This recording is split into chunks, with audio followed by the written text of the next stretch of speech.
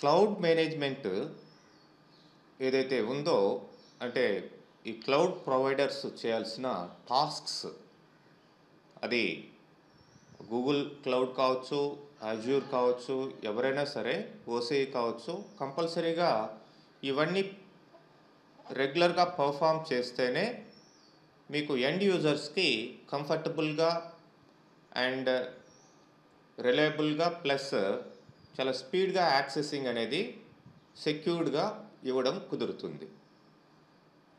First thing, audit system backups. ఈ system backups అంటే regular backups daily base మీద కావచ్చు, వీక్లీ బేస్ మీద కావచ్చు, అవర్లీ బేస్ మీద కావచ్చు, బ్యాకప్స్ అనేది తీసుకోవాలి. Either by the client side or by the cloud provider in the cloud. So అంటే లోకల్ బ్యాకప్స్ తీసుకోవచ్చు, క్లౌడ్లో కూడా బ్యాకప్స్ పెట్టుకోవచ్చు. సో ఈ బ్యాకప్స్ మళ్ళీ రీస్టోరేషన్కి మనకి పనికొస్తాయి. ఏదైనా డేటా కరప్ట్ అయినా లేకపోతే డేటాని బ్యాక్కి రావాల్సిన అవసరం వచ్చినా కానీ ఈ బ్యాకప్స్ రీస్టోరేషన్ ప్రాసెస్ ద్వారా రీస్టోర్ చేయడం కుదురుతుంది. This is regular thing cloud provider చేయాల్సింది. Next, systems data flow management. Data flow అనేది ఎలా ఉంది అనేది కూడా కంపల్సరీగా డేటా ఫ్లో డయాగ్రామ్స్ని మెయింటైన్ చేస్తారనమాట. ఈ డేటా ఫ్లో ఎలా వెళ్తుంది, ఏ స్టెప్ నుంచి ఏ స్టెప్కి ఎలా వెళ్తుంది, వాళ్ళు మెయింటైన్ చేసే ఆ ప్రాజెక్ట్లో ఫ్లో అనేది ఎలా ఉంది అనేది డేటా ఫ్లో డయాగ్రామ్స్ మెయింటైన్ చేస్తారు. దాని ద్వారా ఆ డేటా ఫ్లో మేనేజ్మెంట్ని ఈజీగా చేయడం కుదురుతుంది. And next one is ensuring no vendor lock in. అంటే మీకు ఈ క్లౌడ్ ప్రొవైడర్ ఎవరైతే ఉన్నారో వీడి దగ్గర ఈ క్లౌడ్ యాక్సెస్ అనేది కస్టమర్స్ తీసుకుంటారు, క్లయింట్స్. మరి అక్కడే వాడు లాక్ అయిపోతే, వాడి డేటా కానీ ఏదైనా సరే అక్కడే లాక్ అయిపోయింది, వాడికి వేరే క్లౌడ్ తోటి అంటే అక్కడ ఉన్న ఫీచర్స్ అవసరమవుతాయి. ఈ డేటాని వేరే క్లౌడ్ ప్రొవైడర్కి యాక్సెసింగ్ ఇచ్చే విధంగా వీడు మేనేజ్ చేయాలి. లేదంటే ఎవరో కూడా కొత్త క్లయింట్స్ మీకు ఆ క్లౌడ్ సిస్టంలో వచ్చి జాయిన్ అయ్యేదానికి ఇష్టపడరు అనమాట. అంటే easily the cloud provider has to unlock the clients data and they need to provide access to another cloud provider. ఇది వన్ ఆఫ్ ద మేనేజ్మెంట్ టాస్క్స్లో ఉంటుంది. ఎందుకంటే ఒక్కొక్క క్లౌడ్ ప్రొవైడర్, ఫర్ ఎగ్జాంపుల్ మన ఓసిఐ తీసుకుంటే totally it is based on అంటే Oracle. కాబట్టి Oracle అనగానే మనకి గుర్తొచ్చేది డేటాబేస్ మేనేజ్మెంట్ సిస్టమ్స్ ఎక్కువ ఇన్వాల్వ్ అయి ఉంటాయి. And they may need, clients may need some other like enterprise related things. For example అజ్యూర్లో జనరల్గా వాడు మైక్రోసాఫ్ట్ వాడు కాబట్టి నెంబర్ ఆఫ్ ప్రొడక్ట్స్ వాడివి ఉండొచ్చు. మరి అక్కడ ఉన్న వాటిని కూడా వాడు యూజ్ చేసుకోవాల్సిన అవసరం వస్తుంది. మరి ఇక్కడ లాక్ చేసేస్తే ఈ డేటాని అక్కడికి పంపించకపోతే అప్పుడు మళ్ళీ ప్రాబ్లం అవుతుంది. సో ఇట్లాంటివి కూడా ఇక్కడ లాకింగ్ ప్రాసెస్ అన్లాక్ చేసి డేటాని వాళ్ళకి పంపించాల్సిన అవసరం ఉంటుంది. Next, security procedures. డేటా ఎక్కడా కూడా అది పబ్లిక్ క్లౌడ్లో ఉన్నా లేదంటే హైబ్రిడ్ క్లౌడ్లో ఉన్నా సరే డేటాకి సెక్యూరిటీ అనేది ఇవ్వాలి. ఎవడు పడితే వాడు డేటాని యాక్సెస్ చేసే విధంగా లేకుండా, అంటే వాడు అకౌంట్స్ క్రియేట్ చేసినప్పుడే మనకి ఆథరైజేషన్, అథెంటికేషన్ ఇట్లాంటి ప్రొసీజర్సు ప్లస్ డేటా ఎన్క్రిప్షన్ ప్రొసీజర్సు వీటిల్ని మెయింటైన్ చేస్తూ ఎవడికి ఏ డేటా వెళ్ళాలి అంతవరకే వేరే వాళ్ళు ఆ డేటాని యాక్సెస్ చేయకుండా ఉండే విధంగా సెక్యూరిటీ ప్రొసీజర్స్ని మెయింటైన్ చేయాల్సిన అవసరం ఈ క్లౌడ్ ప్రొవైడర్స్కి ఉంటుంది. And monitor capacity planning and scaling capabilities. అంటే ఒక క్లయింట్కి ఎంతవరకు కావాలి, అంటే డేటా స్టోరేజ్ ఎంతవరకు కావాలి, అండ్ వాడి ర్యామ్ ఎంతవరకు కావాలి, లేకపోతే వాడికి ఈ ప్రాసెసర్ కెపాసిటీ ఎంతవరకు కావాలి, వాడు చేస్తున్న యాక్టివిటీసు, వాడు చేస్తున్న ప్రాజెక్ట్కి సంబంధించి ఆ యొక్క కెపాసిటీని అప్ చేయడం, డౌన్ చేయడం, ఇట్లాంటివి. Next monitor audit log. అంటే మీరు క్లౌడ్లోకి లాగిన్ అయిన దగ్గర నుంచి ఏ యాక్టివిటీస్ చేస్తున్నారో మొత్తం కూడా ఒక లాగ్ ఫైల్లో మెయింటైన్ చేయడం జరుగుతుంది. ఆ లాగ్ ఫైల్ యొక్క యూజ్ ఏంటి? మీ సిస్టంలో మీరు చేసే ప్రతి యాక్టివిటీ కూడా అక్కడ మినిట్ టు మినిట్ స్టోర్ అవుతూ ఉంటుంది. ఏ టైంకి ఏం జరిగింది. సపోజ్ మీకు ఏదన్నా ఫెయిల్యూర్ వచ్చింది, ఏ అప్లికేషన్ ద్వారా, లేదంటే ఏ డేటాబేస్ రిసోర్సెస్ ద్వారా, లేదంటే ఏ ఓఎస్ యాక్టివిటీ ద్వారా మీకు అక్కడ ఎర్రర్ వచ్చింది ఏంటనేది లాగ్ ఫైల్లో రిజిస్టర్ అవుతుంది, స్టోర్ అవుతుంది.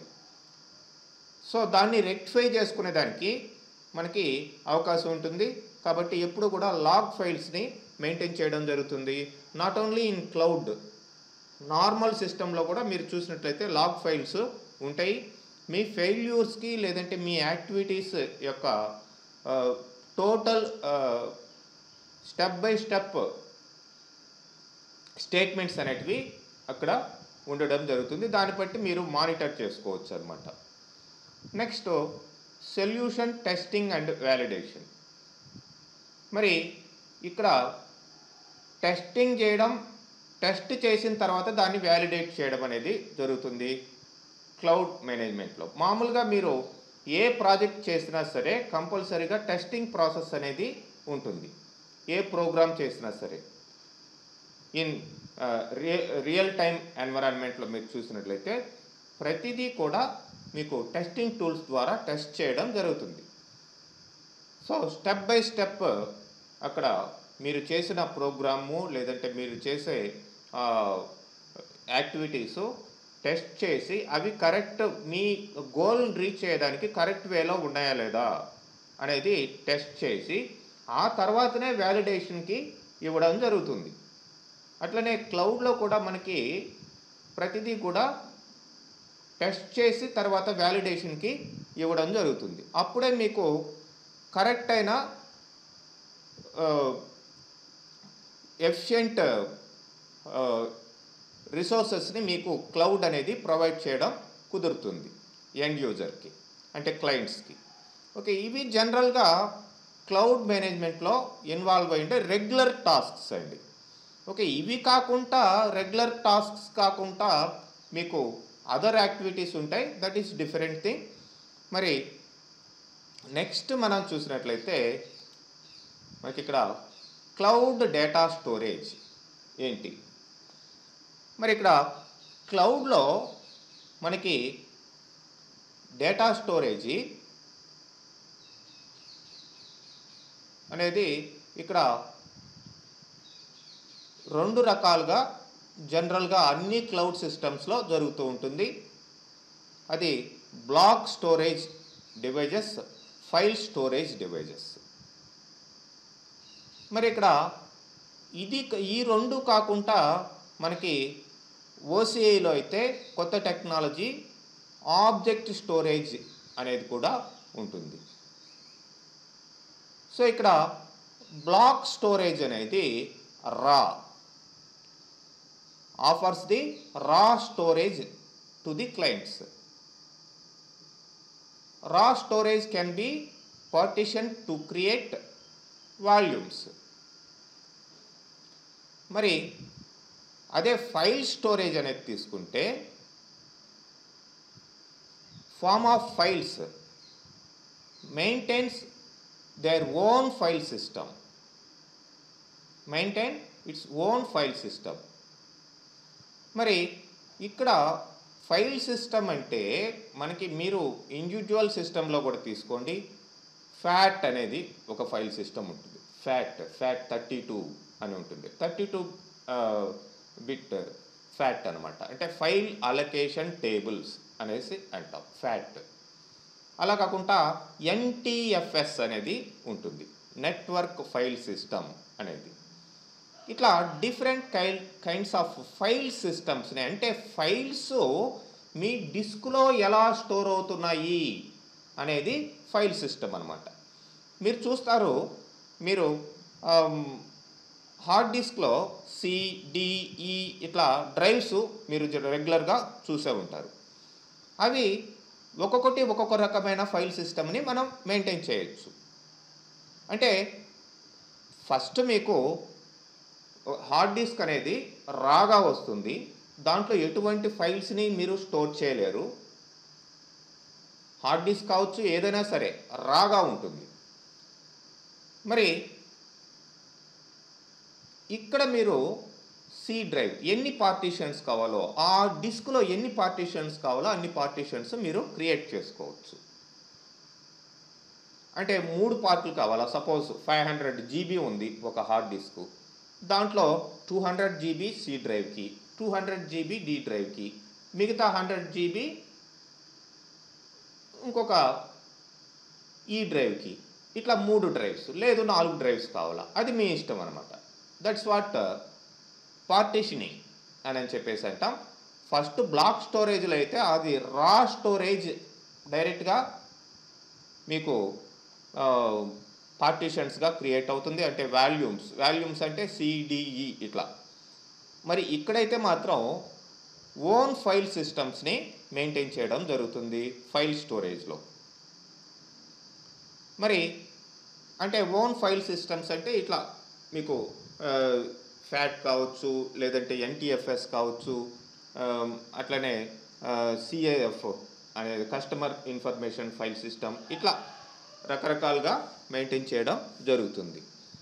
మరి ఇది కాకుండా ఆబ్జెక్ట్ స్టోరేజ్ అనేది కూడా మనకి ఉంటుంది. ఆబ్జెక్ట్ స్టోరేజ్ అంటే మీకు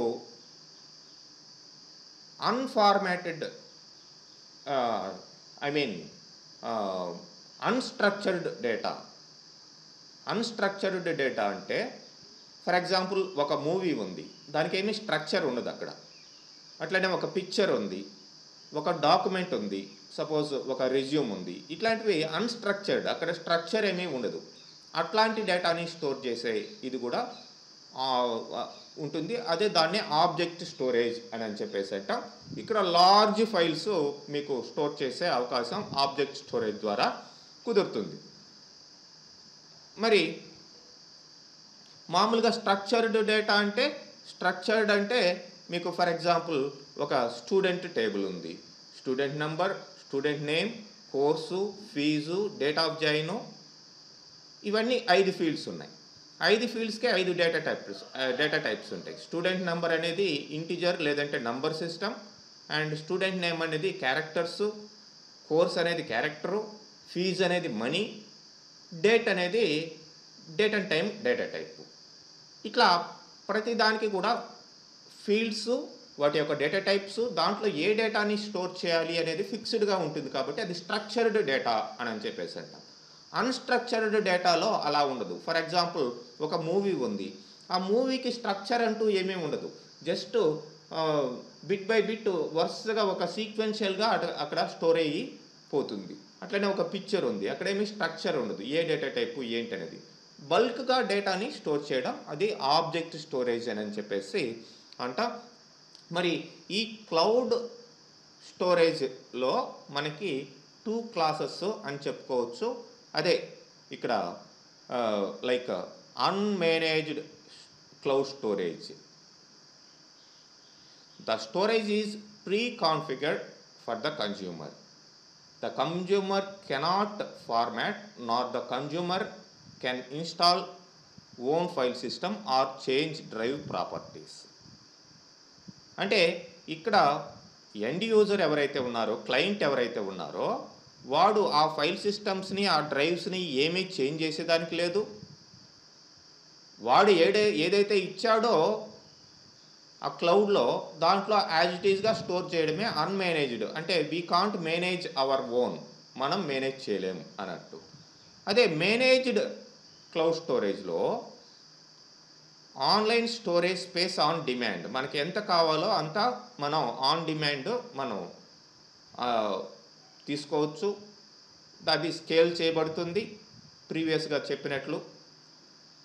managed cloud system presents what appears to the user to be a raw disk that user can partition and format.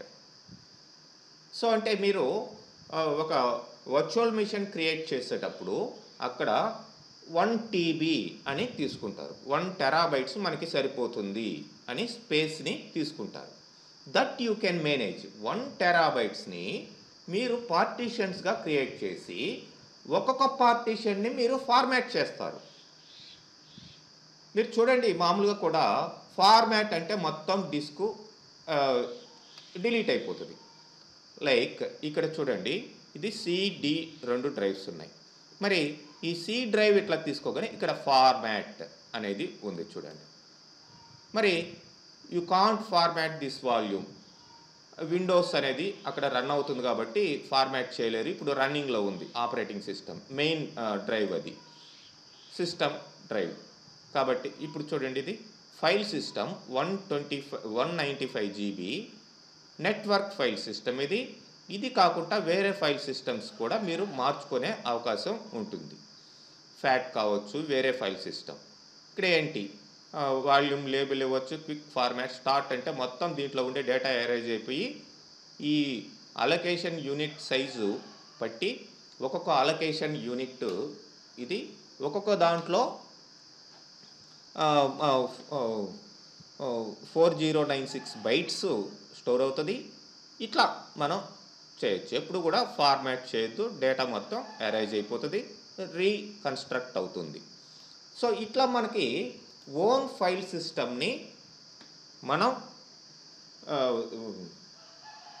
Own పార్టీషన్స్ని create చేసుకొని వాటిని ఫార్మాట్ చేసుకొని ఎన్ని పార్ట్లు కావాలో 1 టెరాబైట్లో మనకి 4 కావాలా, 2 చాలా అనేది మనం ఓన్గా మెయింటైన్ చేసుకోవచ్చు. అదనమాట.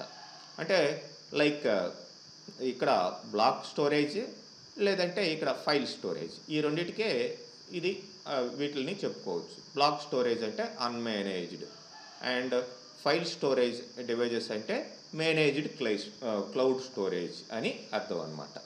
ఓకే, మరి ఇక్కడ creating a cloud storage system చూడండి. ఇక్కడ అప్లికేషన్ 3 అప్లికేషన్స్ ఉన్నాయి అనుకుందాం. అంటే ఈ అప్లికేషన్స్ లేదంటే ఈ ప్రాజెక్ట్స్ లేదంటే ఈ క్లయింట్స్, ఒకడు CIFS అంటే మనం కన్జ్యూమర్ ఇన్ఫర్మేషన్ ఫైల్ సిస్టమ్ అని చెప్పేసి అనొచ్చు, దాన్ని యూజ్ చేస్తున్నాడు. మరి ఇక్కడ వర్చువలైజేషన్ లేయర్ అనేది ఉంటుంది. నెక్స్ట్ ఇంకొకడు NFS నెట్వర్క్ ఫైల్ సిస్టమ్ని మెయింటైన్ చేస్తున్నాడు.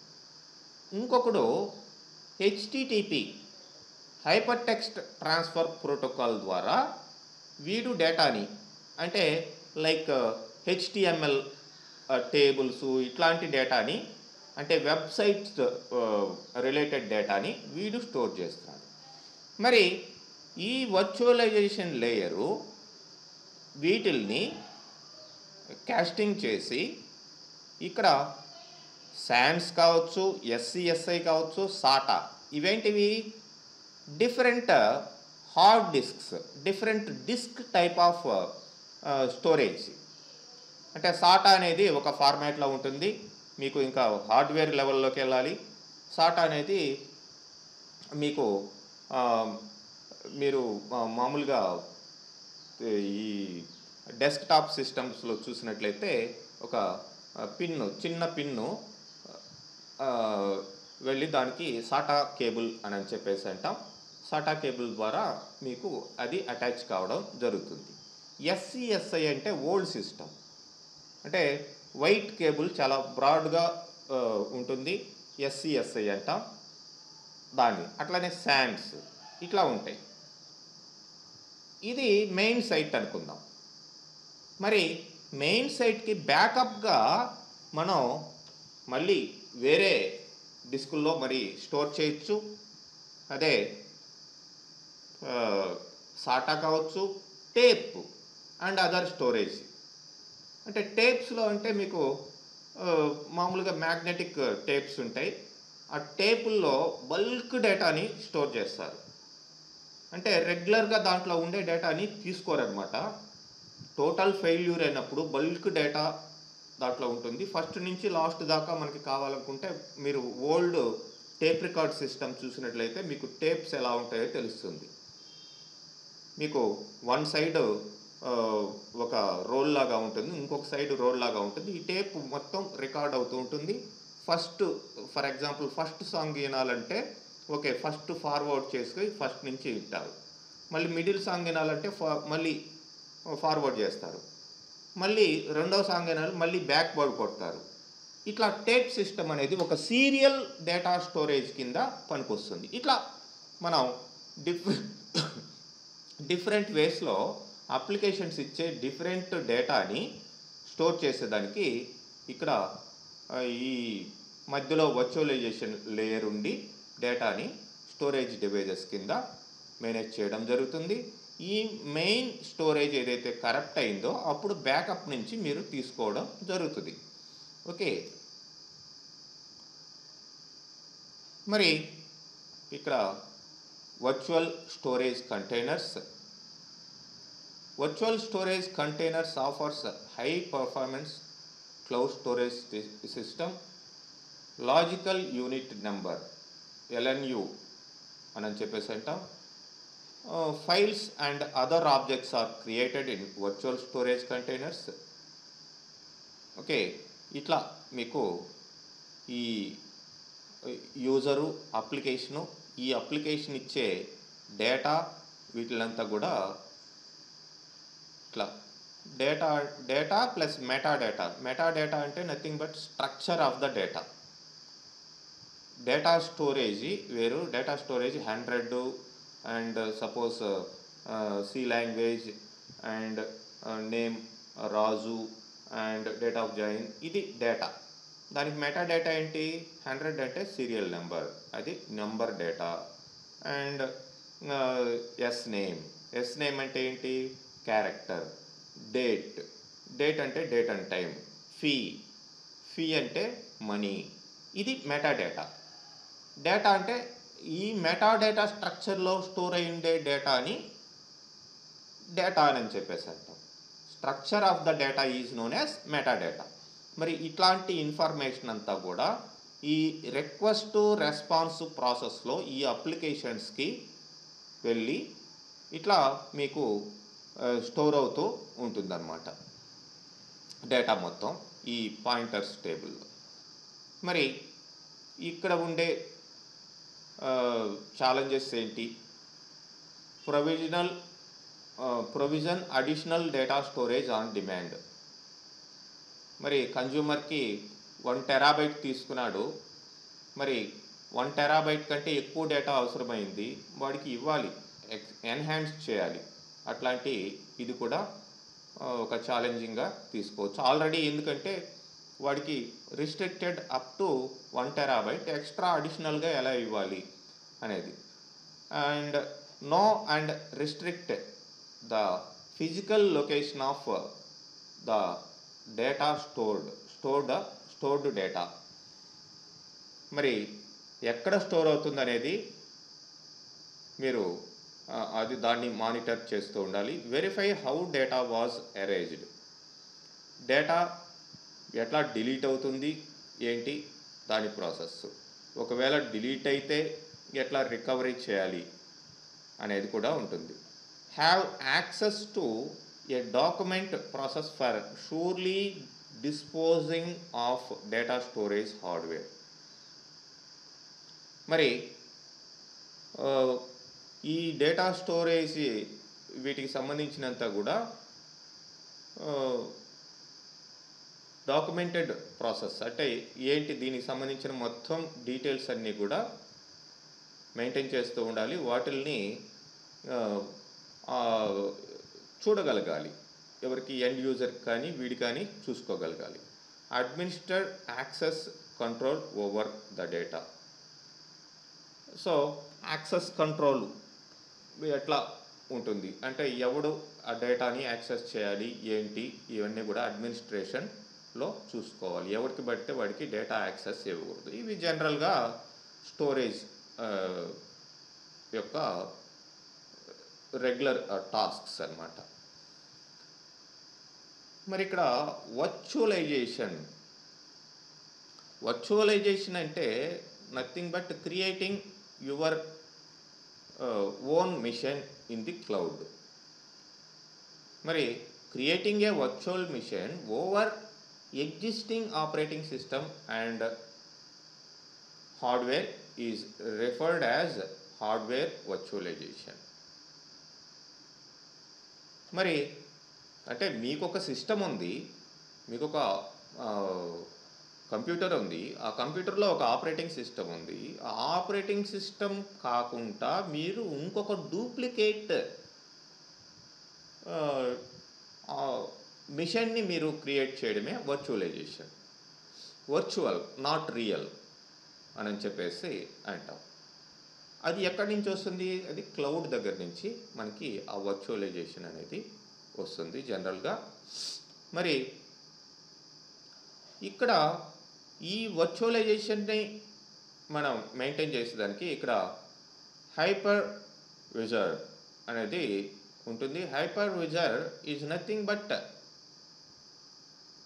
వన్ బయాస్ అని చెప్పచ్చు, వన్ లో level software that is known as firmware అని చెప్పేసి అంటాం. అంటే మీకు ఆల్రెడీ ఆపరేటింగ్ సిస్టమ్ నేను ఇక్కడ ఫర్ ఎగ్జాంపుల్ విండోస్ 10 11 మెయింటైన్ చేస్తున్నాను. అది కాకుండా దాని మీద మీరు ఇంకొక కంప్యూటర్ని మెయింటైన్ చేయడమే వర్చువలైజేషన్. అది not real computer, but you have to work like your own computer. మీ సిస్టంలో ఉండే కెపాసిటీ ఇవి కాకుండా on top of that you are creating another duplicate computer that will maintains everything. అంటే దాని ఓన్ ఓఎస్ మెయింటైన్ చేస్తుంది. అంటే ఫర్ ఎగ్జాంపుల్ నేను ఇక్కడ విండోస్ ఆపరేటింగ్ సిస్టమ్ వాడుతున్నానండి. విండోస్ ఆపరేటింగ్ సిస్టమ్ నేను వాడుతున్నాను. అట్ ద సేమ్ టైం నాకు లైనక్స్ కావాలి. ఇక్కడ లైనక్స్ తోటి నేను వర్క్ చేయాలి. విండోస్ ఉండాలి, నాకు లైనక్స్ ఉండాలి. అప్పుడు ఏం చేయాలి? మీరు సపరేట్గా మీకు లైనక్స్ ఆపరేటింగ్ సిస్టమ్ని మీ సిస్టంలో ఇన్స్టాల్ చేసుకోవాల్సి వస్తుంది. వర్చువల్ మిషన్ని పక్కన పెట్టండి. లైనక్స్ ఆపరేటింగ్ సిస్టమ్ని మీ సిస్టంలో ఇన్స్టాల్ చేసుకుంటే మీరు కంప్యూటర్ ఆన్ చేసినప్పుడు ఐదర్ మీరు లైనక్స్కి కానీ లేదంటే విండోస్కి కానీ ఏదో ఒక్కదానికే మీరు ఎంటర్ కాగలుగుతారు. లైనక్స్లోకి వెళ్తే విండోస్ కనిపించదు, మరి విండోస్లోకి వెళ్తే లైనక్స్ కనిపించదు. విండోస్లో మీరు ఉండాలి, విండోస్ ఆపరేటింగ్ సిస్టంలోనే మీరు లైనక్స్ని ఒక వర్చువలైజేషన్ కాన్సెప్ట్ ద్వారా లైనక్స్ ప్లాట్ఫామ్ బేస్ చేసుకొని ఒక కంప్యూటర్ని మీరు క్రియేట్ చేసుకోవాలి. అదే వర్చువల్ మిషన్ కాన్సెప్ట్. ఏదైతే మీ విండోస్లో మీరు చేయలేరో, అంటే నాట్ ఓన్లీ లైనక్స్, సపోజ్ మీకు ఇక్కడ విండోస్ 10 11 ఉన్నది. ఇవి కాకుండా నెట్వర్క్ ఆపరేటింగ్ సిస్టమ్స్ ఉంటాయి విండోస్లోనే. నెట్వర్క్ ఆపరేటింగ్ సిస్టమ్స్ ఈ విండోస్ 10 11 అనేటివి నెట్వర్క్ ఆపరేటింగ్ సిస్టమ్స్ కాదండి, అది గుర్తుపెట్టుకోండి. ఇవి కాకుండా వేరే విండోస్ కావాలి. విండోస్ సర్వర్స్ అని చెప్పేసి అంటారు. సర్వర్స్ అంటే నెట్వర్క్లో అవి సర్వ్ చేస్తూ ఉంటాయి. అంటే ఇట్లాంటి విండోస్ 10లో 11లో చాలా దానికి కనెక్ట్ అయి ఉండొచ్చు. But that is server. Server can manage all work stations. Work stations may be any kind of other Windows operating systems. They will work under this network operating system. అది Windows 12 కావచ్చు, Windows 16 కావచ్చు. ఇట్లాంటివి network operating systems ఉంటాయి. మీకు real టైంలో చూస్తే తెలుస్తుంది. మామూలుగా ఇండివిజువల్గా వాటిని ఇన్స్టాల్ చేయరు. మామూలుగా మనం విండోస్ 10నో 11నో ఇట్లా ఇన్స్టాల్ చేసుకుంటాం. వీటిని డెస్క్టాప్ ఆపరేటింగ్ సిస్టమ్స్ అంటారు. అది గుర్తుపెట్టుకోండి. విండోస్లోనే మీకు డెస్క్టాప్ ఆపరేటింగ్ సిస్టమ్స్ ఉంటాయి, నెట్వర్క్ ఆపరేటింగ్ సిస్టమ్స్ ఉంటాయి. Network operating systems serve as a server and all the other computers connect to this server, and the server monitors all other workstations. As per the server command only they will work. Okay, నార్మల్గా individual కంప్యూటర్స్కి network operating system install చేయరు. మరి మీకు ఇక్కడ ఏదైనా application, for example SQL సర్వరే ఉంది. SQL server అనేది ఒక డేటాబేస్ సిస్టమ్. మరి ఎస్క్యూఎల్ సర్వర్లో మనం నంబర్ ఆఫ్ సర్వర్స్ని మెయింటైన్ చేయడం జరుగుతుంది.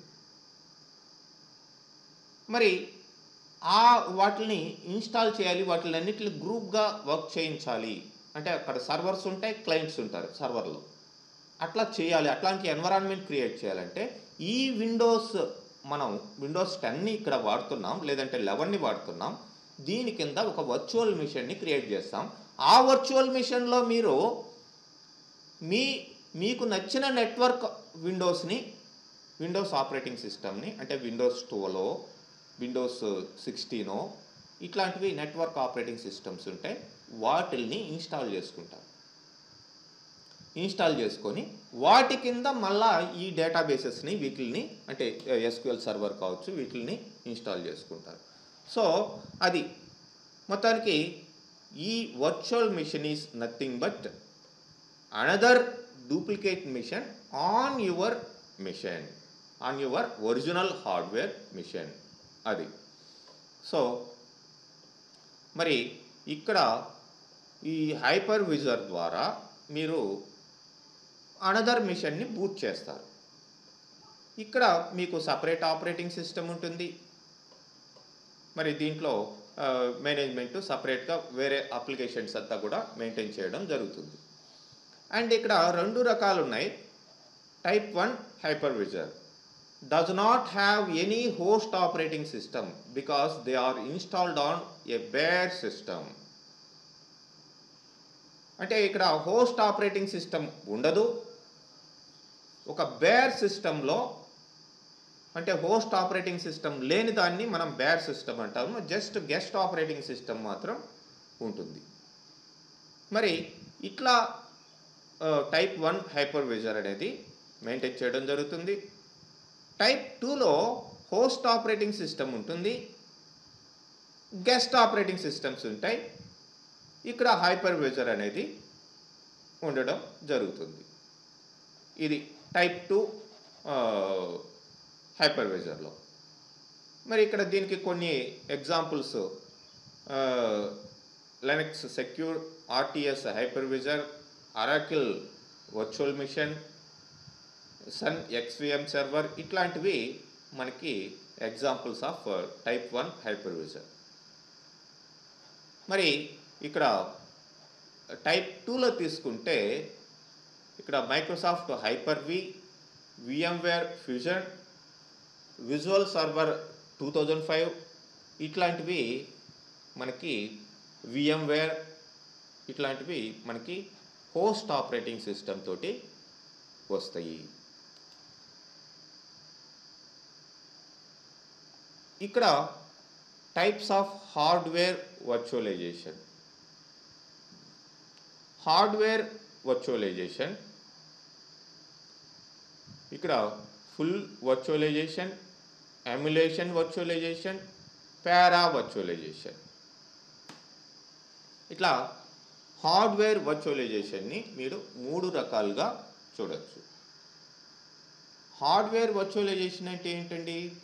అంటే నార్మల్ మీ కంప్యూటర్, మీరు వాడే కంప్యూటర్ కాకుండా మీరు వర్చువల్ మిషన్లో ఏదైతే కాన్ఫిగరేషన్ తీసుకుంటారో దాన్నే హార్డ్వేర్ వర్చువలైజేషన్ అంటారు. మీకు అక్కడ ఏ కంప్యూటర్ కావాలి, ఏఎండి కంప్యూటర్ కావాలా, ఇంటెల్ కావాలా, ప్రాసెసర్ స్పీడ్ ఎంత కావాలి, నెక్స్ట్ స్టోరేజ్ ఎంత కావాలి, ర్యామ్ ఎంత కావాలి అనేది వర్చువల్ మిషన్లో క్లౌడ్లో తీసుకోవడమే అక్కడ హార్డ్వేర్ వర్చువలైజేషన్. క్లౌడ్లో నుంచి కంప్యూటర్ని తీసుకుంటారు. మరి ఈ ఫుల్ వర్చువలైజేషన్లో hardware is completely simulated. Guest software do not required any modification to run. Hardware full virtualization అయి ఉంటుంది, కంప్లీట్గా సిమ్యులేట్ అయి ఉంటుంది. అండ్ సాఫ్ట్వేర్ అనేది గెస్ట్ సాఫ్ట్వేర్ మనం ఏదైతే తీసుకుంటామో ఈ గెస్ట్ సాఫ్ట్వేరు మీకు ఏ మాడిఫికేషన్ లేకుండా డైరెక్ట్గా మీకు రన్ అవుతుంది. ఇక్కడ టైప్ 1 హైపర్విజర్ చూడొచ్చు. మీకు వర్చువల్ ఎన్విరాన్మెంట్ కెర్నల్ అంటే nothing but the mechanism of operating సిస్టమ్ని మనం కెర్నల్ అని చెప్పేసి అంటామండి. నథింగ్ బట్ ఆపరేటింగ్ సిస్టమ్ యొక్క ఇంజిన్ని మనం కెర్నల్ అని చెప్పేసి అంటాం. మరి ఇట్లా మనకి వర్చువల్ మిషన్ కంట్రోల్ అనేది ఇక్కడ ఈ సాఫ్ట్వేరు డైరెక్ట్గా ఇక్కడ మాడిఫికేషన్ లేకుండా రన్ అయ్యేదానికి ఉంటుంది. యాజ్ ఇట్ ఈజ్గా మీకు ఈ గెస్ట్ ఓఎస్లో మీకు ఈ కెర్నల్ సాఫ్ట్వేరు ఇవన్నీ కూడా వర్క్ అవుతాయి. ఇక్కడ ఎమ్యులేషన్లో virtual machine simulates the hardware and hence become independent of it. In this, the guest operating system does not require modification. Operating system modification ఇక్కడ అవసరం లేదు. గెస్ట్ ఆపరేటింగ్ సిస్టమ్ మీరు ఇక్కడ చూడొచ్చు. ఇక్కడ హోస్ట్, ఈ virtual environment, virtual manager control. ఇక్కడ మీరు చూడొచ్చు ఈ వర్చువల్ మిషన్ ఈ కెర్నల్ ఇక్కడ హోస్ట్ సాఫ్ట్వేర్ దీంట్లో ఇన్స్టాల్ అయి ఉంటుంది. అండ్ ఇక్కడ గెస్ట్ ఓఎస్ కెర్నల్ ఏదైతే ఉందో ఇక్కడ ఈ సాఫ్ట్వేర్ వచ్చి ఇక్కడ వర్క్ అవుతూ ఉంటుంది. ఇట్లా అన్నమాట. సో ఇక్కడ ఏంటి మెయిన్గా guest operating system does not require any modifications. ఇంతకు ముందర మనం guest software does not require modifications. పారా వర్చువలైజేషన్లో the hardware is not simulated. Guest software run their own isolated domains. మరి చూడండి ఇక్కడ కెర్నల్లో మీకు గెస్ట్లో వర్చువల్ ఎన్విరాన్మెంట్ కెర్నల్లో ఉంటుంది. అంటే ఇక్కడ గెస్ట్ ఓఎస్లో వర్చువల్ ఎన్విరాన్మెంట్ క్రియేట్ అవుతుంది. ఇక్కడ సాఫ్ట్వేర్ అనేది ఈ ఎన్విరాన్మెంట్లో గెస్ట్లో మీకు వర్క్ కావడం జరుగుతుంది ఇక్కడ. ఓకే,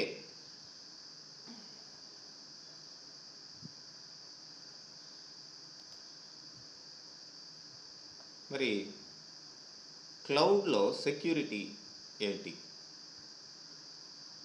క్లౌడ్లో మామూలుగా నెట్వర్క్లో ఒక లోకల్ ఏరియా నెట్వర్క్లో ఉండే లోకల్ కంప్యూటర్స్లోనే చాలా సెక్యూరిటీ రిస్ట్రిక్షన్స్ అనేది మనం ప్లేస్ చేయడం జరుగుతుంది. అట్లా కాకుండా క్లౌడ్ అంటే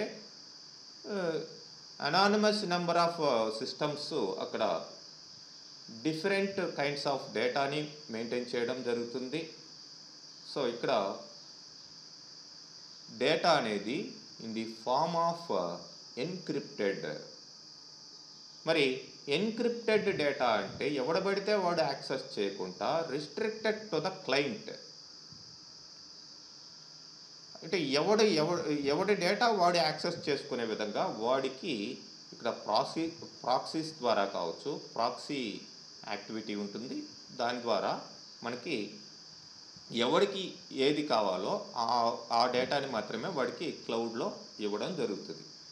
ఈ ఎన్క్రిప్షన్ ప్రాసెస్ లేకపోతే, ఈ ప్రాక్సీస్ లేకపోతే ఎవడైనా ఏ డేటానైనా సరే యాక్సెస్ చేయొచ్చు. మనం ఈ డేటాని ఇట్లా హ్యాక్ చేశారు అవి ఇవి అంటాం. నథింగ్ బట్ ఈ ఎన్క్రిప్షన్ని తీసేయడం, ఈ ప్రాక్సీని హ్యాక్ చేయడం, ఈ రెండు చేస్తే డేటా ఎవరికైనా సరే దొరికిపోతుంది నెట్లో, ఇంటర్నెట్లో. అదనమాట. Before deploying a particular resource to the cloud, one should need to analyze several attributes of the about the resource such as. మరి మీరు ఒక క్లౌడ్లో నుంచి ఒక రిసోర్స్ తీసుకుంటే దానికి మీరు ఇవన్నీ కూడా చెక్ చేసుకోవాలి. Select which resource is going to move to cloud and analyse it's sensitivity to risk. So A resources తీసుకుంటున్నారు, మరి దాని రిస్క్ ప్రాసెస్ ఎట్లా ఉంది అనేది చూసుకోవాలి. Cloud service models such as PaaS, SaaS. These models requires consumer to be responsible for security at different levels of service. ప్రతి లెవెల్లో కూడా మీరు హార్డ్వేర్ లెవెల్లో కావచ్చు, ప్లాట్ఫామ్ లెవెల్లో, సాఫ్ట్వేర్ లెవెల్లో, అన్ని లెవెల్లో కూడా, అంటే కన్జ్యూమరే కాదు అండ్ ఎవరైతే ప్రొవైడర్ ఉన్నారో వాడు కూడా రెస్పాన్సిబిలిటీ అన్ని లెవెల్స్లో కూడా తీసుకోవాల్సిన అవసరం ఉంటుంది. మరి ఇక్కడ ఏ టైప్ ఆఫ్ క్లౌడ్ని మీరు యూజ్ చేస్తున్నారు అనే దాన్ని బట్టి కూడా ఈ సెక్యూరిటీ అనేది డిపెండ్ అయి ఉంటుంది. Understand the cloud service provider system, that how the data is transferred, where it is stored and how to move the data into and out of the cloud. So ఇక్కడ data transfer అనేది main thing. డేటాని పంపిస్తున్నాము, ఆ data ఎక్కడ store అవుతుంది, అక్కడ డేటాని అక్కడి నుంచి ఎలా తీసుకొస్తున్నాం, ఇవన్నీ కూడా చాలా ఇంపార్టెంట్గా ఉంటాయి. ఎందుకంటే ఇక్కడ మనం స్టోర్ చేసే డేటా ఎన్క్రిప్టెడ్గా ఉంటుంది, మరి ఇక్కడ తీసుకునేటప్పుడు ప్రాక్సీస్ ఉంటాయి. వీటిలన్నిటిని కూడా మనం దృష్టిలో పెట్టుకొని డేటాని జాగ్రత్తగా మెయింటైన్ చేస్తూ ఉండాలి, తీసుకోవడం కానీ స్టోర్ చేయడం కానీ. మరి ఇక్కడ సెక్యూరిటీ బౌండరీస్ IaaS లెవెల్లో, అట్లనే PaaS లెవెల్లో, SaaS లెవెల్లో ఎలా ఉంటాయి అనే దానికి జస్ట్ ఒక డయాగ్రామ్ ఇచ్చారు. మరి ఇక్కడ లో లెవెల్లో వచ్చేసి మనకి హార్డ్వేర్. మరి ఇక్కడ హార్డ్వేర్, దానికి సంబంధించిన APIs, అప్లికేషన్ ఇంటర్ఫేసెస్ ఇవి ఉంటాయి. అండ్ ఈ లెవెల్లో వచ్చేసి integration and middleware, PaaS లెవెల్లో. అంటే ఒక ప్లాట్ఫామ్ని మనం క్రియేట్ చేయడం జరుగుతుంది. ఆ ప్లాట్ఫామ్ ఏదైతే ఉందో, అంటే మీకు ప్లాట్ఫామ్ అంటే OS కావచ్చు, లేదంటే వర్కింగ్ ఎన్విరాన్మెంట్ కావచ్చు, అంటే డిఫరెంట్ వర్కింగ్ ఎన్విరాన్మెంట్స్ మనం క్రియేట్ చేయడం జరుగుతుంది PaaSలో. అండ్ ఫైనల్ థింగ్ సాస్ ఇది టాప్ లెవెల్లో ఉంటుంది. Sauce security boundaries. Presentation level అంటే ఎండ్ యూజర్ లెవెల్. ఇక్కడ అప్లికేషన్స్ అంటే డిఫరెంట్ సాఫ్ట్వేర్స్. ఇక్కడ డేటా ఉంటుంది, మెటా డేటా ఉంటుంది, కంటెంట్ ఉంటుంది, ఇవన్నీ కూడా ఉంటాయి. అంటే డేటాబేస్ రిలేటెడ్, అప్లికేషన్ రిలేటెడ్, ఇవంతా కూడా ఈ ఫైనల్ లెవెల్లో ఉంటాయి. లో level, middle level, final level. ఈ ఎక్కడికక్కడ మనకి సెక్యూరిటీ అనేది మెయింటైన్ చేయాల్సిన అవసరం ఉంటుంది. అంటే ఐఏఎస్ నుంచి సాస్ వరకు మనకి సెక్యూరిటీ బౌండరీస్ అప్లికేషన్ లెవెల్లో, ప్రజెంటేషన్ లెవెల్లో అంటే అది ఇటు ఎండ్ యూజర్కి వెళ్ళిపోతుంది, ఆ లెవెల్ అవసరం లేదు. అప్లికేషన్ లెవెల్లో అండ్ డేటాబేస్ లెవెల్లో, ఆ తర్వాత ఏదైతే మనం ప్లాట్ఫామ్ క్రియేట్ చేస్తామో ప్లాట్ఫామ్ లెవెల్లో ప్లస్ లో లెవెల్ ఏపీఐస్, అప్లికేషన్ ఇంటర్ఫేసెస్ అంటే లో లెవెల్ ఈ హార్డ్వేర్ లేదంటే ఫర్మ్వేర్ లెవెల్లో ఇవి సెక్యూరిటీని మనం మెయింటైన్ చేయాల్సిన అవసరం ఉంటుంది. ఓకే, మరి ఇక్కడ క్లియర్గా చెప్పడం జరిగింది. దాన్నే access control, auditing, authentication, authorization. ఎవడికి ఇంటర్నెట్లో మనకి ఎవడికి యాక్సెస్ కంట్రోల్ ఇవ్వాలి, వాడు ఎంటర్ అయిన తర్వాత ఆడిటింగ్ ఏ విధంగా చేయాలి, అథెంటికేషన్ వాడికి లోపలికి వెళ్ళేదానికి ఎంట్రీ యూజర్ నేమ్ లేదంటే పాస్వర్డ్ సిస్టమ్ అవన్నీ మెయింటైన్ చేయాలి. లోపలికి వెళ్ళిన తర్వాత మన క్లౌడ్ సిస్టంలో వాడు ఏ విధమైన వర్క్స్ వాడు చేయగలగాలి అనేది ఆథరైజేషన్. ఇట్లా మనం డేటా సెక్యూరిటీని మెయింటైన్ చేయడం జరుగుతుంది. ఓకే, ఇవన్నీ కూడా మనం ఈ నెట్వర్క్స్ ఇవన్నీ సెక్యూరిటీ లెవెల్స్ మెయింటైన్ చేసేటప్పుడు ప్రాక్టికల్గా చూస్తే మీకు అర్థమవుతుంది. ఇట్లా all the above steps are shown in the following diagram అని చెప్పేసి అంటారు. క్లౌడ్ స్టోరేజ్ ఉంది. క్లౌడ్ స్టోరేజ్లో modified first client data request. క్లయింట్కి డేటా కావాలి. మరి డేటా ఎక్కడ ఉంది? క్లౌడ్లో ఉంది. మరి మధ్యలో మనకి apply rules and state request. మరి క్లయింట్ అడిగిన దానికి కొన్ని రూల్స్ అండ్ రెగ్యులేషన్స్ మెయింటైన్ చేస్తూ దానికి తగ్గట్టుగా ఇక్కడ ఆ రిక్వెస్ట్లు తగ్గట్టుగా డేటా రిక్వెస్ట్ అనేది మాడిఫికేషన్ వస్తుంది.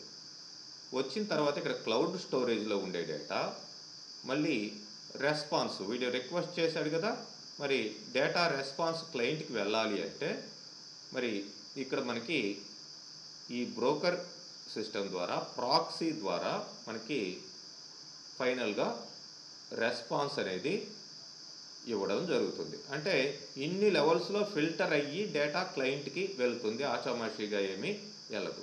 ఈ మధ్యలోనే మనకి ఎవడు ఏ డేటాని యాక్సెస్ చేయొచ్చో వాడికి మాత్రమే డేటా వెళ్ళడం జరుగుతుంది. ఓకే, ఎన్క్రిప్షన్ అంటే ఆల్రెడీ చెప్పుకున్నాం. డేటా ట్రాన్స్ఫర్ అనేది ఎవరికి పడితే వాడికి వెళ్ళదు. దాన్ని ఎన్క్రిప్షన్ మోడ్లో పెట్టుంటాం. అంటే ప్రతి డేటాకు కూడా పాస్వర్డ్ పెట్టడమా లేకపోతే డీకోడ్ చేసి పెట్టడమా, అంటే డేటా ఉన్నట్లే స్టోర్ కాకుండా దానికి డీకోడ్ అయి ఉంటుంది. ఫర్ ఎగ్జాంపుల్ అజయ్ అనేది ఉంది, దానికి ఒక డీకోడ్ పెట్టుంటారు, ఏజే అనేది పెట్టుంటారు. మళ్ళీ ఇప్పుడు ఆ వీడు డేటాని రిక్వెస్ట్ చేసినప్పుడు రెస్పాన్స్కి ఇచ్చినప్పుడు దాన్ని మళ్ళీ వాడు కరెక్ట్ అయిన యూజర్ అయితే వాడికి మళ్ళీ ఆ ఏజే కాస్త మళ్ళీ అజయ్గా మారి అక్కడికి వెళ్ళడం జరుగుతుంది. అన్నవాళ్ళు దాన్ని అండర్స్టాండ్ చేసుకోలేరు. ఒకవేళ ఆ డేటా దగ్గరికి వెళ్ళినా కానీ ఆ డేటా దాంట్లో ఏముంది అనేది ప్రాపర్గా అండర్స్టాండ్ చేసుకోలేరు. అట్లా డీకోడ్ చేసి పెట్టడం, లేదంటే దానికి పాస్వర్డ్స్ ఇట్లాంటి సెక్యూరిటీ పెట్టడం, దీన్నే ఎన్క్రిప్షన్ అని చెప్పేసి అంటాం. ఓకే, ఇవి జనరల్గా cloud computing operations, cloud management, system wide reporting, online market place, accounting services, human resource management and recruitment system, email marketing, ఇవన్నీ కూడా క్లౌడ్ కంప్యూటింగ్లో ఉండే జనరల్ ఆపరేషన్స్ అండి. ఇవి రెగ్యులర్గా మనం చూస్తూనే ఉంటాం. కంటెంట్ మేనేజ్మెంట్ అంటే ఏంటి? ఫర్ ఎగ్జాంపుల్ లైక్ మా యూట్యూబ్ని మనం బెస్ట్గా కంటెంట్ మేనేజ్మెంట్గా చెప్పుకోవచ్చు. ఈమెయిల్ మార్కెటింగ్, మీకు రెగ్యులర్గా ఈమెయిల్ మార్కెటింగ్ ఎలా ఉంటుందో తెలుసు. ఆన్లైన్ మార్కెట్ ప్లేస్, ఆన్లైన్ ఈ అమెజాన్ కావచ్చు, ఇట్లాంటివి, ఈ ఫ్లిప్కార్ట్ కావచ్చు, ఇట్లాంటివి. అకౌంటింగ్ సర్వీసెస్ అంటే డిఫరెంట్ కంపెనీస్కి అకౌంట్స్ మెయింటైన్ చేసేదానికి అకౌంటింగ్ సర్వీసెస్ ఇవ్వడం. అట్లనే హెచ్ఆర్ డిపార్ట్మెంట్కి సంబంధించిన సిస్టమ్స్, ఇవన్నీ different kinds of cloud operations మీకు రెగ్యులర్గా జరుగుతుంది.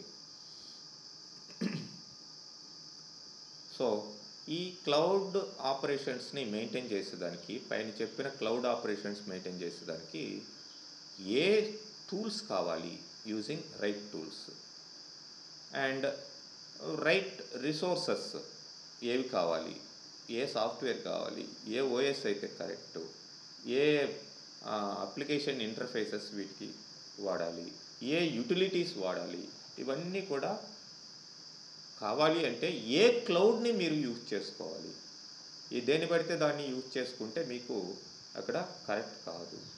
ఎందుకంటే ప్రతి క్లౌడ్కి కూడా ఒక ఇండివిజువల్ స్పెషాలిటీ అనేది ఉంది. అమెజాన్కి ఒక అంటే ఏడబ్ల్యూఎస్కి ఒక స్పెషలైజేషన్ అనేది ఉంది. ఏడబ్ల్యూఎస్ అనగానే అమెజాన్ కాబట్టి అమెజాన్ అనగానే మనకి ఏది గుర్తు రావాలి? జనరల్గా అనుకుందాం, మనకి ఈ ఆన్లైన్ మార్కెట్ ప్లేసు మెయిన్గా గుర్తొస్తుంది జనరల్గా మనకి అనగానే. దానికి సూట్ అయ్యే ఇది అక్కడ ఎక్కువ పెట్టున్నారు అనుకోండి, దాన్ని తీసుకుంటాం. లేదు ఎంటర్ప్రైజ్ రిలేటెడ్ అప్లికేషన్స్ అనేటప్పుడు జీసీ తీసుకుంటాం, గూగుల్ క్లౌడ్ సర్వీసెస్. లేదంటే ఎంటర్ప్రైజ్ అనగానే మనకి అజ్యూర్ కూడా తీసుకోవచ్చు. అజ్యూర్ అనేది మైక్రోసాఫ్ట్ వాడిది కాబట్టి అట్లా. ఇక మెయిన్ డేటాబేసు, డేటావేర్ ఇట్లా ఉన్నప్పుడు లైక్ ఆరాకిల్ ఇట్లాంటివి తీసుకోవచ్చు. ఇట్లా అన్నమాట. రిసోర్సెస్ సెలక్షన్లో ఏది మనకి ఆన్ టైమ్గా మనకి ఇవ్వగలిగేది, స్టాండర్డ్గా ఉండగలిగేది, క్వాలిటీ ఆఫ్ సర్వీస్ ఏదైతే ఉందో ఇవన్నీ చూసుకొని క్లౌడ్ ఆపరేషన్స్ అనేటివి మనం చేయగలుగుతాం. మరి ఇక్కడ క్లౌడ్ అప్లికేషన్స్ మనం చూసినట్లయితే జనరల్గా ఎగ్జాంపుల్ అప్లికేషన్స్ అండి ఇవి. Business applications. బిజినెస్ అప్లికేషన్స్ కింద మనకి మెయిల్ చింప్. మరి మెయిల్ చింప్ అనగానే దాని పేరులోనే ఉంది, ఈమెయిల్ కంపానియన్స్. ఈమెయిల్కి సంబంధించిన డిఫరెంట్ కంపానియన్స్ మెయింటైన్ చేయడం జరుగుతుంది మెయిల్ చింప్లో. And charter, employed to share the important information about the organization in real time. మరి మనకి ఉన్నాయి కదండి చాట్ చేసేదానికి వాట్సాప్ అవన్నీ ఉన్నాయి కదా, that is different. This is different. ఎందుకంటే వాట్సాప్లో పబ్లిక్ ఇన్ఫర్మేషన్ వెళ్తూ ఉంటుంది, దట్ ఈస్ పబ్లిక్గా వర్క్ అవుతూ ఉంటుంది. బట్ ఇట్లా డిఫరెంట్ యాప్స్ ఉన్నాయి మనకి, డిఫరెంట్. అంటే సపోజ్ జీమెయిల్ ఉంది, జీమెయిల్ ఫర్ ఆల్. మరి బిజినెస్ ఓరియంటెడ్ యాక్టివిటీస్ అవి మెయింటైన్ చేసేదానికి బిజినెస్ ఓరియంటెడ్ అంటే ఒక కంపెనీ ఆర్గనైజేషన్ ఎట్లయితే మీరు ఇన్ఫర్మేషన్ షేర్ చేసుకోవాలి, మెయిల్స్ షేర్ చేసుకోవాలన్నప్పుడు జనరల్గా ఇంత ముందరైతే అవుట్లుక్ వాడేవాళ్ళు. అవుట్లుక్ అనేది ఒక పర్సనలైజ్డ్ ఈమెయిల్ ప్లాట్ఫామ్ అనమాట. ఓకే, దాంట్లో చాలా సెక్యూరిటీ ఇది ఉంటుంది, దాన్ని వాడతారు. ఇట్లాంటివి డిఫరెంట్ అప్లికేషన్స్ ఉన్నాయి. And Google apps for business అంటే గూగుల్లోనే మనకి గూగుల్ డాక్స్ అంటే స్ప్రెడ్ షీట్స్ మామూలుగా మీకు ఎంఎస్ ఆఫీస్ ఉంది కదా, ఎంఎస్ ఆఫీస్ కాకుండా ఎంఎస్ ఆఫీస్ అనేది Microsoft office by Microsoft corporation. అలా కాకుండా క్లౌడ్లో మనకి ఈ గూగుల్లో ఇట్లాంటి documents, spread sheets, presentations maintain చేసేదానికి గూగుల్ డాక్స్లో వాడు ఇవ్వడం జరిగింది. ఇట్లాంటివి అన్నమాట. అట్లనే క్విక్ బుక్స్, ఈ అంటే అకౌంట్స్ సంబంధించింది, ఇవి బిజినెస్ అప్లికేషన్స్ శాంపుల్. అట్లనే డేటా స్టోరేజ్ అండ్ బ్యాకప్, వీటిలో box.com అని, మోజీ అని, జోకు అని ఇట్లాంటివి మనకి సర్వీసెస్ ఇవ్వడం జరుగుతుంది. సింపుల్గా మనం ఏదో పెద్ద డేటాబేస్ని క్రియేట్ చేసి అవి మెయింటైన్ చేయకుండా వీటి ద్వారా సింపుల్గా డేటాని ఎట్లా మనం మెయింటైన్ చేయాలి అనేది బ్యాకప్, రీస్టోరు ఇట్లాంటివంతా కూడా చేయడం కుదురుతుంది. అండ్ మేనేజ్మెంట్ అప్లికేషన్స్ ఇవి ఫాగీ అని, ఎవర్ నోట్ అని, అవుట్ రైట్ అని ఇట్లాంటివి. For example Outright helps to track income, expense and profit and loss in real time. So already designed applications particular purpose కోసం ఇవి డిజైన్ చేయబడ్డాయి కాబట్టి వీటిని యూజ్ చేసుకోవచ్చు. అంటే సోషల్ అప్లికేషన్స్ మీకు తెలిసిందే, ఫేస్బుక్, ట్విట్టర్ ఇట్లాంటివి. అండ్ ఎంటర్టైన్మెంటు ఇవి చాలా ఉన్నాయి. And art applications, business cards, post cards ఇట్లాంటివి డిజైన్ చేసేదానికి. మరి ఈ క్లౌడ్ ప్రొవైడర్స్ మనం చూసిన క్లౌడ్ ప్రొవైడర్స్ కాకుండా ఇంకా చాలా ఉన్నాయి మనకి తెలిసినటివి. ఏంటి మనకి తెలిసింది? గూగుల్ ఒకటి, మైక్రోసాఫ్ట్ ఒకటి, అమెజాన్ ఒకటి, కోర్స్ ఆరకిల్ అనుకుందాం. మరి ఇవి కాకుండా మనకి like one of the famous one sales force. ఇది ఒక ఈ కన్జ్యూమర్ మేనేజ్మెంట్ సిస్టమ్ అని చెప్పేసి అంటాం, సిఎంఎస్ సాఫ్ట్వేర్. ఈ కన్జ్యూమర్ మేనేజ్మెంట్ సిస్టమ్ ఒక ఎంటర్ప్రైజ్కి సంబంధించిన మొత్తం సేల్స్ అండ్ మార్కెటింగ్ డీటెయిల్స్ మొత్తాన్ని మెయింటైన్ చేసే ఒక క్లౌడ్ ప్లాట్ఫామ్. ఇది చాలా ర్యాపిడ్గా వాడుతూ ఉన్నారు. ఓకే, జనరల్గా ఈ మార్కెటింగు వీటికి సంబంధించిన వాళ్ళంతా కూడా ఈ కోర్స్ని లేదంటే ఈ క్లౌడ్ ప్లాట్ఫామ్ని నేర్చుకుంటూ ఉంటారు. మరి ఇట్లా మనకి ఒక్కొక్కటి ఒక్కొక్క స్పెషలైజేషన్ అనేది ఉంది. ఫర్ ఎగ్జాంపుల్ మన గూగుల్ తీసుకుంటే, let the user build, run and maintain their applications on Google infrastructure. Google అనగానే మీకు వాడు చాలా ఫ్రీ ఇవి సోర్సెస్, అంటే గూగుల్ అక్కడ హోస్టింగ్ కావచ్చు, ఇట్లాంటి ఫ్రీ ఆఫర్స్ చాలా పెట్టుంటాడు. వాటిని యూజ్ చేసుకొని ఈ గూగుల్ క్లౌడ్ని వాడుతూ ఉంటారు. అండ్ యాజ్యూర్ మనకి ఈ మైక్రోసాఫ్ట్ రిలేటెడ్ ప్లాట్ఫామ్. అట్లనే అమెజాన్ ఏదైతే ఏడబ్ల్యూఎస్ ఉందో దాని ప్లాట్ఫామ్. ఒక్కొక్క దానికి కూడా ఒక్కొక్క స్పెషలైజేషన్ అనేది ఉంటుందండి. మరి అది ఏంటి అనేది ఆ కంపారిజన్ మనం చూద్దాం కమింగ్ సెషన్స్లో. మరి క్లౌడ్ కంప్యూటింగ్లో వచ్చే మెయిన్ ఛాలెంజెస్ సెక్యూరిటీ, ప్రైవసీ అది ఎటు కంపల్సరీగా ఉండాలి, రిలయబిలిటీ అండ్ అవైలబిలిటీ తక్కువ ఖర్చులో ఎండ్ యూజర్స్కి అన్ని రిసోర్సెస్ అందించే విధంగా ఉండాలి, అండ్ పర్ఫార్మెన్స్ బాగుండాలి, అండ్ పోర్టబిలిటీ ప్రతి ఒక్కరికి కూడా అర్థమయ్యే విధంగా ఎన్విరాన్మెంట్ ఉండాలి, ఇంటర్ ఆపరేటబిలిటీ అంటే ఈ క్లౌడ్ నుంచి డేటాని వేరే క్లౌడ్కి కూడా పంపించే విధంగా, ప్లస్ ఇక్కడ ఉండే డిఫరెంట్ ఈ క్లౌడ్లో ఉండే డిఫరెంట్ రిసోర్సెస్ మధ్యలో డేటా అనేది ట్రాన్స్ఫర్ కానీ ఒక దాంట్లో ఉండే ఫెసిలిటీ ఇంకొక దాంట్లో షేర్ చేసుకోవడం కానీ ఉండే విధంగా ఉండాలి.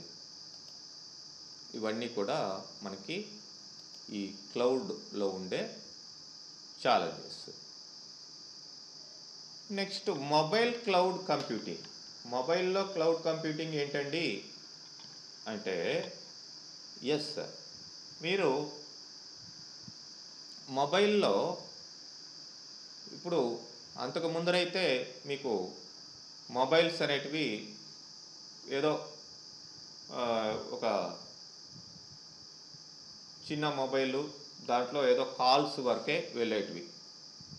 Okay, that satellite communication, and ఇక్కడ లోకల్ టవర్స్ రిసీవ్ చేసుకుంటాయి, ఓకే, కాల్స్ వస్తాయి. మరి ఇప్పుడుండే మొబైల్లో ఏదైతే స్మార్ట్ ఫోన్ అంటున్నామో, ఈ స్మార్ట్ ఫోన్లో మనకేమైంది, మొబైల్స్లో డిఫరెంట్ కైండ్స్ ఆఫ్ మీడియా అనేది రావడం జరుగుతుంది. అది ఆడియో కావచ్చు, వీడియో కావచ్చు, అప్లికేషన్స్, డిఫరెంట్ యాప్స్. మరి ఆ డిఫరెంట్ యాప్స్ డిఫరెంట్ ప్లాట్ఫామ్స్లో రావడం జరుగుతుంది. లైక్ మనం బేసిక్గా ఆండ్రాయిడ్ అంటాం. Android is nothing but one platform, one operating system. అదే యాపిల్ తీసుకున్నారనుకోండి, యాపిల్లో iOS is the platform, that is the operating system. And BlackBerry, RIM BlackBerry. ఇట్లా విండోస్ అనేది విండోస్ ఆపరేటింగ్ సిస్టమ్, విండోస్ మొబైల్కి యూజ్ చేసేది. అంటే కంప్యూటరే కాదు, మామూలుగా మీ ల్యాప్టాప్ లేదంటే డెస్క్టాపే కాదు, మనకి మొబైల్ కూడా స్విచ్ ఆన్ చేయగానే, స్విచ్ ఆఫ్ చేసేసారు, ఆన్ చేయగానే ఏమొస్తుందండి, ఫస్ట్ ఫర్మ్వేర్ స్టార్ట్ అవుతుంది. First firmware. సపోజ్ మీది ఏ యాపిల్ ఫోనో లేదంటే ఏ శాంసంగో అనుకోండి, ఫస్ట్ ఏమి స్టార్ట్ అవుతుంది మీకు, స్విచ్ ఆన్ చేయగానే శాంసంగ్ అని, లేదంటే యాపిల్ వాడి యొక్క ఇది, లేదంటే ఏ రియల్మీనో రెడ్మీనో ఇట్లాంటి వాడి లోగో వాడి అంటే ఫస్ట్ అవి వస్తాయి. అదేంటిది, ఫర్మ్వేర్ అని చెప్పేసి అంటాం. వన్స్ కొన్ని సెకండ్స్ తర్వాత మీకు ఓఎస్ లాగిన్ అవుతుంది, దట్ ఈస్ ఆపరేటింగ్ సిస్టమ్. ఇదే ప్రాసెస్ మన కంప్యూటర్లో కూడా జరిగేది. అంటే ఆండ్రాయిడ్ అయితే ఆండ్రాయిడ్, ఐఓఎస్ అయితే ఐఓఎస్, విండోస్ అయితే విండోస్, అవి ఎన్విరాన్మెంట్ని క్రియేట్ చేస్తాయి, ఒక ప్లాట్ఫామ్ క్రియేట్ చేస్తాయి. ఇప్పుడు దాకా ప్లాట్ఫామ్ అని అక్కడ చెప్పుకున్నాం, పాస్ అని. ఆ ప్లాట్ఫామ్ బేస్ మీద మనకి కావాల్సిన అప్లికేషన్స్ని, యాప్స్ని మనం ఇన్స్టాల్ చేసుకుంటాం, లేదంటే యాప్స్ని మనం లోడ్ చేసుకుంటాం అన్నమాట. ఓకే, ఇట్లా మనకి ఈ స్మార్ట్ ఫోన్ వచ్చిన తర్వాత ఈ యాప్స్ ఎక్కడ ఉంటాయి, మరి ఈ యాప్స్ అంతా కూడా క్లౌడ్లో ఉంటాయి. ఈ డిఫరెంట్ క్లౌడ్ సిస్టమ్స్ ఈ యాప్స్ని మెయింటైన్ చేస్తూ ఈ మొబైల్ సర్వీస్ అనేది ఇవ్వడం జరుగుతుంది. Suppose for example mobile network Airtel అనుకుందాం, mobile network B something Jio అనుకుందాం. మరి ఈ రెండు కూడా మనకి ఇంటర్నెట్లో త్రూ ఇంటర్నెట్ ఏం చేస్తాయి? క్లౌడ్ ఏ, క్లౌడ్ బి, క్లౌడ్ కంప్యూటింగ్ అంటే ఒకటి అజ్యూర్ అనుకుందాం, ఒకటి ఓసిఐ అనుకుందాం. మరి ఇక్కడ యాక్సెస్ చేసి దీంట్లో ఏముంటాయి? మరి ఇంటర్నల్గా సెంట్రల్ ప్రాసెసరు, సర్వర్సు, డేటాబేసెస్, ఇది mobile network service and mobile network service అంటే ఎవరిది? ఇది జియో వాడిది. జియో వాడు లోకల్గా వాడి సర్వర్ ఉంటుంది, వాడి డేటాబేస్ ఉంటుంది, వాడి ప్రాసెస్ ఉంటుంది. అంటే ఎవరు కాల్ చేస్తున్నారు, ఎందుకు, ఏంటి మొత్తం ఆ డేటా మొత్తం డేటాబేస్లో స్టోర్ అవుతుంది. అల్టిమేట్గా ఏ డేటా కావాలన్నా సరే లాస్ట్ ఇయర్ మీరు ఎవరితో ఎప్పుడు ఎందుకు మాట్లాడారు, ఏంటి అనేది మొత్తం డేటా కావాలంటే ఇస్తాడు వాడు. వాడు డేటాబేస్లో స్టోర్ అవుతుంది. వాడు సర్వర్ మెయింటైన్ చేస్తున్నాడు. వాడికి ఒక కంప్యూటర్ ఉంది, సెంట్రల్ ప్రాసెసర్స్ ఉంటాయి. మరి ఇది మరి వీడు ఇక్కడ నుంచి ఈ క్లౌడ్లో నుంచి ఈ డేటాని శాటిలైట్ కమ్యూనికేషన్ ద్వారా లోకల్గా ఉండే టవర్స్కి తీసుకొని డిఫరెంట్ మొబైల్స్కి అందిస్తాడు. వీడు కూడా అదే ప్రాసెస్. ఓకే, ఇట్లా మనకి ఈ క్లౌడ్ సిస్టమ్ అనేది మొబైల్లో కూడా మీకు యూజ్ అవుతుంది.